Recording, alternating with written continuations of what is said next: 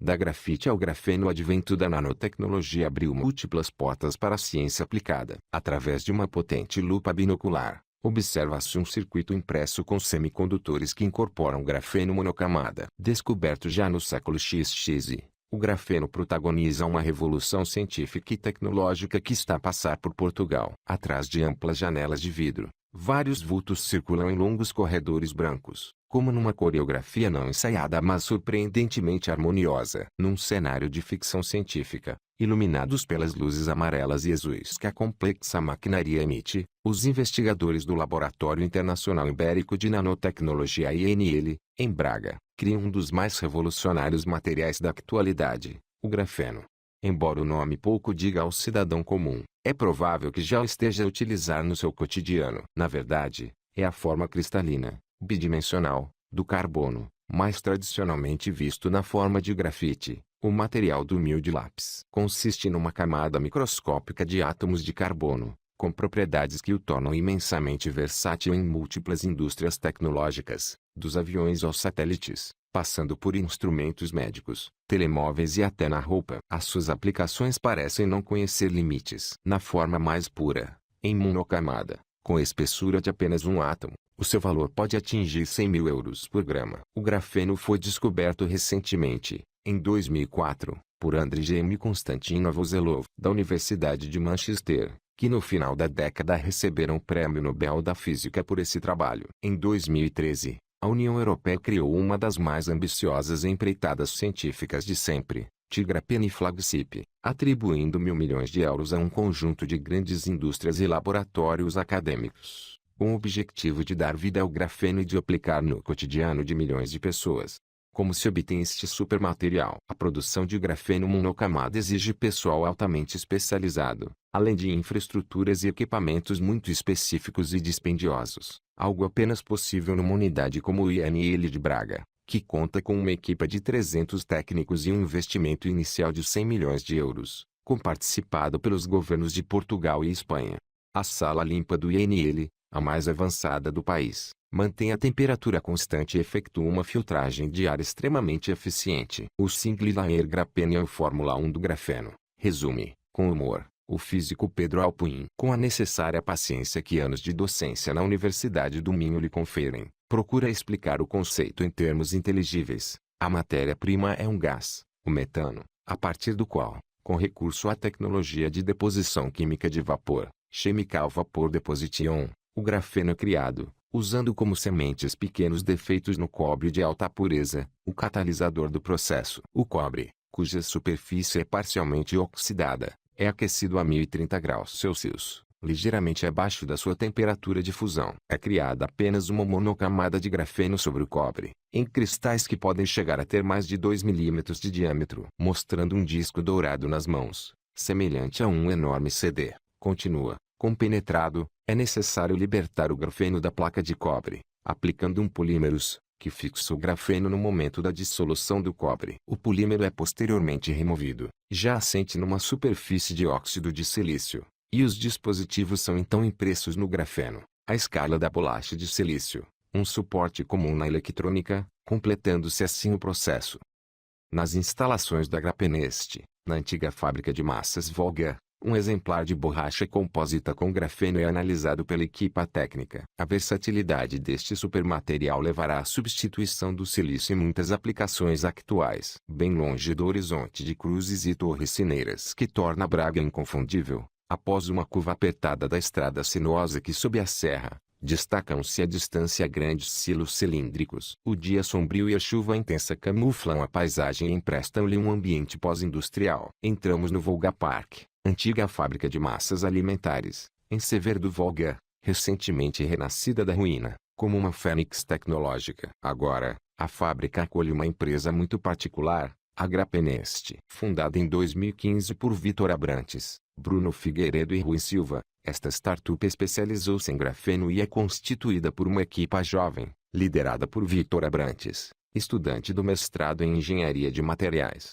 cujo avô foi o antigo capataz desta mesma fábrica, um peculiar acaso do destino. Num amplo pavilhão de betão, o novo módulo da fábrica, concluído em agosto do ano passado, brilha com a sua instrumentação inox, Tubos coloridos e frascos borbulhantes, capazes de deixar invejoso Doc Brown, o excêntrico cientista do filme Regresso ao Futuro. Para lá das aparências, sente-se um espírito inventivo e irreverente na equipa, mais tarde confirmado pelo diretor, que entre os sorrisos confidencia ter existido muito experimentalismo na gênese do projeto. Tudo começou numa notícia que li no Facebook, sobre baterias de carregamento rápido. Para provar que a nossa tecnologia era viável, tivemos de ser criativos na demonstração. Usamos, por exemplo, o filtro de um Audi para purificar o ar de entrada e recuperamos uma caldeira seminova de uma sucata para criar o sistema de secagem por pulverização. Neste processo piloto, conseguimos montar o mesmo equipamento com um custo 10 vezes inferior ao que uma unidade comercial equivalente teria custado. Agora no outro patamar, a Grapenest é um provedor de soluções tecnológicas de grafeno, com aplicações específicas para empresas, e tem vindo a chamar a atenção de gigantes tecnológicos globais, como a Apple, a Samsung ou a LG Electronics, dado que a tecnologia que desenvolve é mais flexível e barata do que as concorrentes. Um sinal dessa relevância internacional foi a nomeação de Bruno Figueiredo, diretor científico, para a lista 30 Under 30 da revista Forbes em 2017 e o fato de a empresa ter sido a única startup estrangeira a integrar um acelerador de empresas da Força Aérea Norte-Americana em Boston, nos USA. Os usos comerciais deste inovador material abrangem a eletrônica e o sector da defesa, passando pelas indústrias automóvel, naval e até aeroespacial, com aviões como o novo caça-bombardeiro Lockheed Martin F-35 e o Boeing 787 Dreamliner que integram componentes com grafeno. Será o papel eletrônico a trazer a tecnologia para as mãos do consumidor. Não faltará muito para que seja possível enrolar um tablete e seguir porta fora com ele debaixo do braço. Um dos aspectos que diferencia o grafeno é o fato de ser um material limpo e permitir a reutilização em novos usos, aproximando-se do conceito de economia circular. Além disso, a matéria-prima está facilmente disponível, pois o carbono é o sexto material mais abundante do mundo, com grandes produtores, China, Índia, Sri Lanka ou Suécia, a fornecerem diferentes qualidades, com preços que tanto podem ser calculados em 200 euros por tonelada, para material de qualidade corrente, como em 100 euros por quilograma, para material de topo.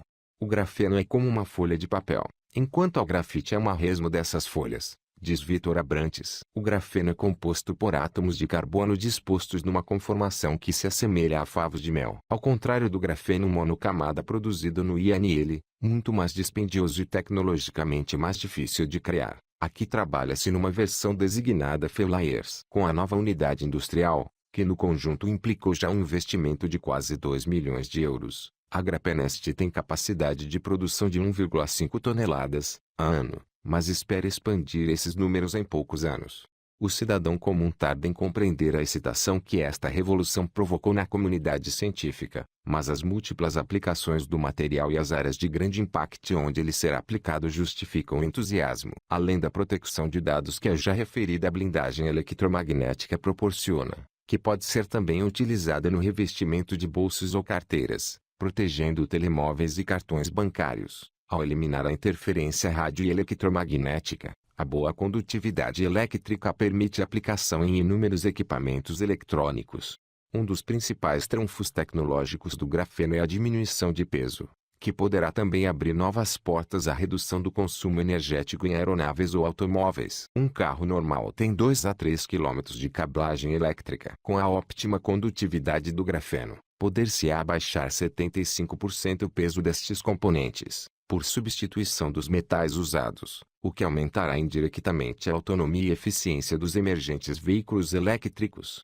A flexibilidade mecânica, por outro lado, faculta utilizações em fibras têxteis que permitam a iluminação ou o aquecimento, ou em circuitos impressos aplicados sobre folhas de acetato extremamente finas e não rígidas. Ecrãs flexíveis, que começam agora a surgir em telemóveis, são outra aplicação óbvia. A panóplia de utilidades parece não ter fim. Bruno Figueiredo aproveita para, com algum humor, descrever um dos mais improváveis projetos que tem sido idealizado, e cujo material base é o mirtilo. Usando um subproduto deste fruto, produzido na vizinha Serra do Caramulo, é possível extrair um tipo de moléculas, as antocianinas, para as usar com o grafeno na produção de painéis solares flexíveis. As unidades resultantes são translúcidas, embora ligeiramente menos eficientes, 2 a 5%, do que as tradicionais. No entanto, estes painéis podem vir a ser aplicados em paredes externas de edifícios, possibilitando a reutilização de 100 toneladas de desperdício desta biomassa.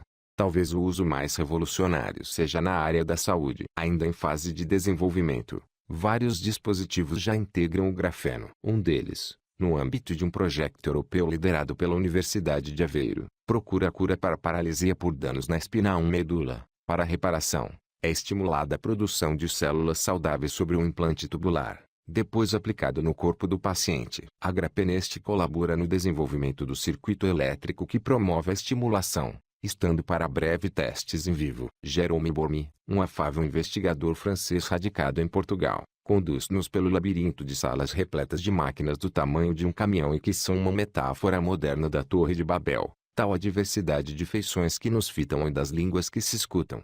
Chegamos por fim a um laboratório abundantemente iluminado. Escassos minutos volvidos, fixado com cuidado milimétrico pela mão precisa de Jérôme, um biosensor do tamanho de um pequeno cartão de memória SD é testado.